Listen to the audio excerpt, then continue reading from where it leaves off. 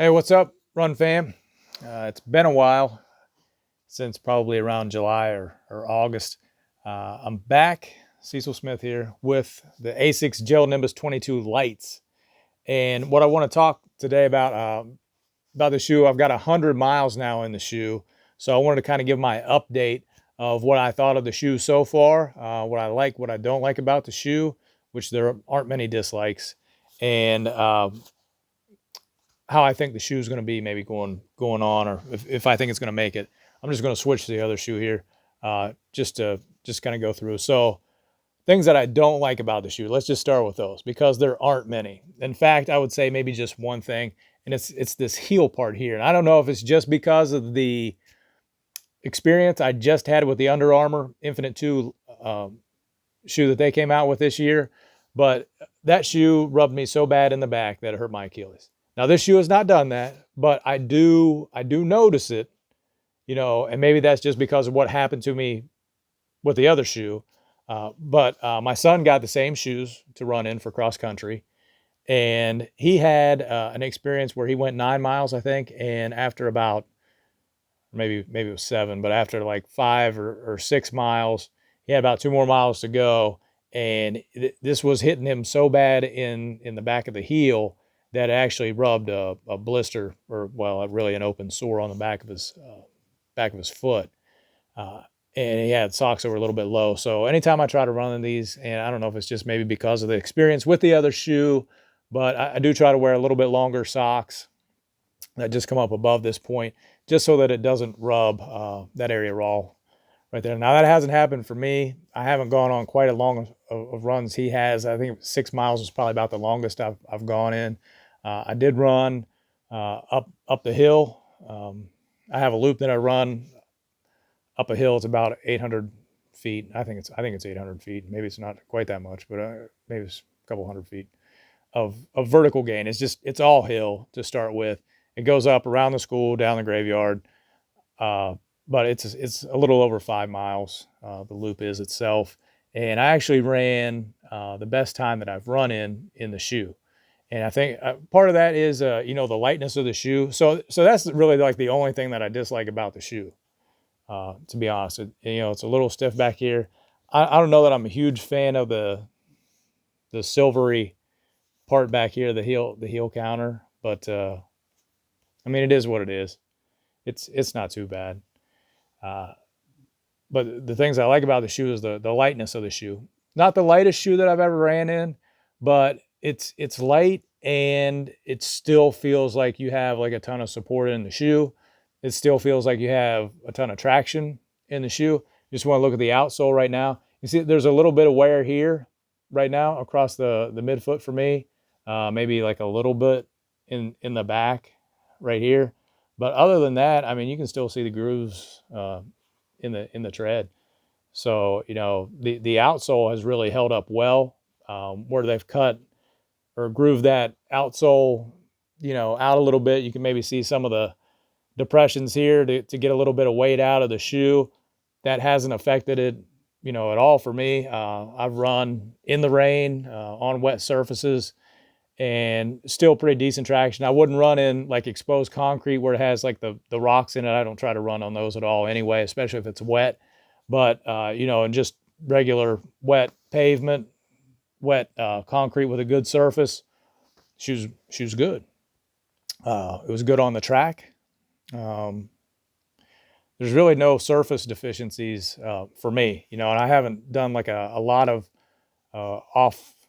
off-road running. I did spend a week at my mom's. I was running out there. I ran on gravel, hard gravel with the shoe. I didn't take the shoe off in like the dirt into the mud. I used my Brooks for those, and it was not a good experience. I'll put it that way. I had about a pound of mud on each shoe. So any lightness gains that you have from the style of shoe that I would have been wearing were completely gone. As far as the rest of the shoe goes, the upper, sometimes in like the light shoes, the upper doesn't feel real well. It feels maybe like a little bit stiff. This upper has a lot of flex and give into it, and it still feels tight, like around the foot, like comfortable tight though, not like uncomfortable tight where it feels like there's a hot spot on a toe or something like that. I haven't had any experiences on my toes, top of my foot, uh, back of my foot, where I felt like the shoe was really compressing against it. So, the shoe was great there. Um, I had a lace issue, I think, with the Brooks, where the laces were a little short. These laces are fine. I've got them all laced up. Even got the little runners uh, where I can tie the runner's knot in there. So, they're good from that standpoint. I wanted to have the regular Cumulus, or I'm not Cumulus, the Nimbus 22s that aren't the Lite version, just to see the difference. But basically what it comes down to is they have a support right in this area.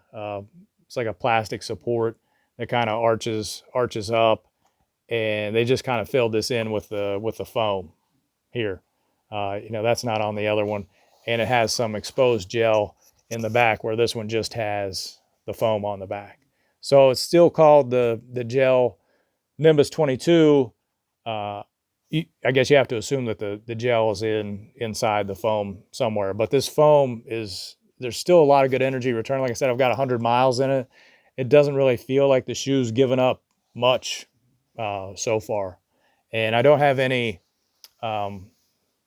joint pain or muscle pains or anything like that I would attribute to the shoe at this point. So far, it's been a really good shoe. I would totally recommend, trying it out. And, for me, for future reference, I'm probably going to try Asics first from now. I don't know why I stray away from those shoes, the Hallmark running shoes, the Brooks, Asics.